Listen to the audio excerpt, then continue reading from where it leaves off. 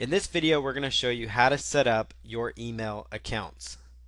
So what we're going to do is go back to our website's control panel, and you want to look for the Mail tab. And what you want to find is the first thing we're going to do is work with setting up an actual email account. So that could be support@yourdomain.com. It could be, it could be an email that you want to tie to like your Apple iMail, to your Microsoft Outlook, those kind of company type emails. That's what you can set up here. The nice thing about HostGator, Bluehost, those kinds of companies is they can give you that very large corporate feel, because you can have domains like sales at your domain, support at your domain, your name and your initial at your domain, those types of things. So you want to go to Mail and choose Email Accounts.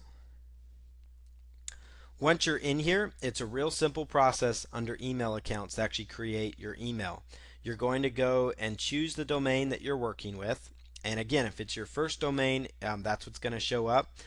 What you're going to find here is when you first set up your HostGator account, especially if you go with the shared hosting option, which is recommended when you're starting out, it's going to have the main domain. So whatever domain you start off with your account, it's going to give you two options per domain. So like this one here is dogbreedlist.net.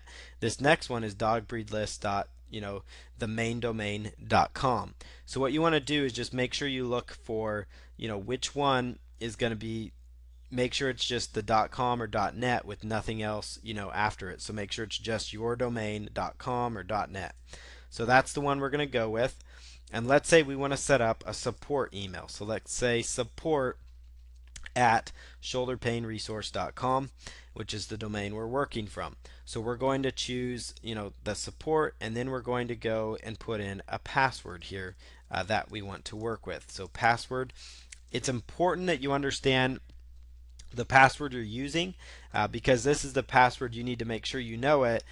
So like if you're tying this to your Microsoft Outlook, if you're actually even pulling it into Google, because Google actually has a function within Gmail where you can actually tie in your email account, like your support, and so it'll come right into your Gmail account as well.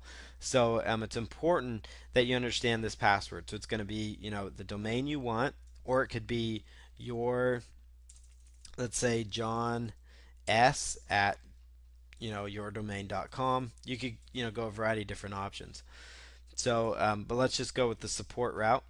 And as far as max quota, generally you want to go with unlimited, unless you're going with a domain that's going to just get hit with a lot of like different automated things, joining it up, those kind of things. If you're afraid for spam, you might want to max it out. That way you're not freaking out your hosting company. But generally unlimited's the best way to go.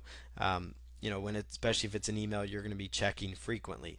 So just go ahead and choose create account, and you'll see here that account has already been created.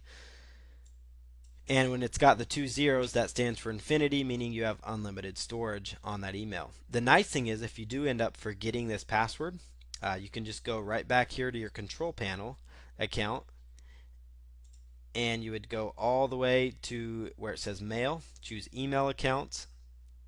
You're going to select the email, choose change password, and then you can just quickly change that password, and you could either lock somebody out if you had employees, or you could actually change that password for security reasons, or if you happen to forget it but you remember your cPanel information, you can always change your email there. Or if you change computers and forget it, those kinds of things can be done with the simple change password feature. So we'll just go, let's just do that real quick.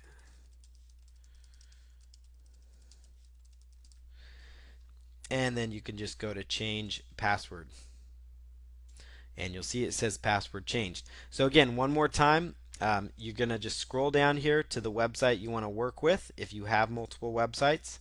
So let's go, let's just say Jim Rogers, so Jim R or Rogers J, depending on how you want to do that. Or you could go jim.rogers at yourdomain.com that you're working with.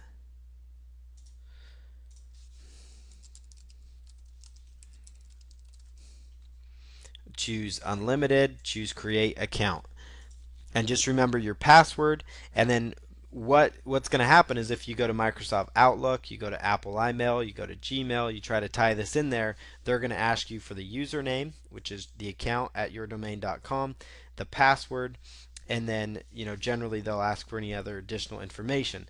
Most of the time, that's all you're going to need. So that's how you actually set up a specific email account.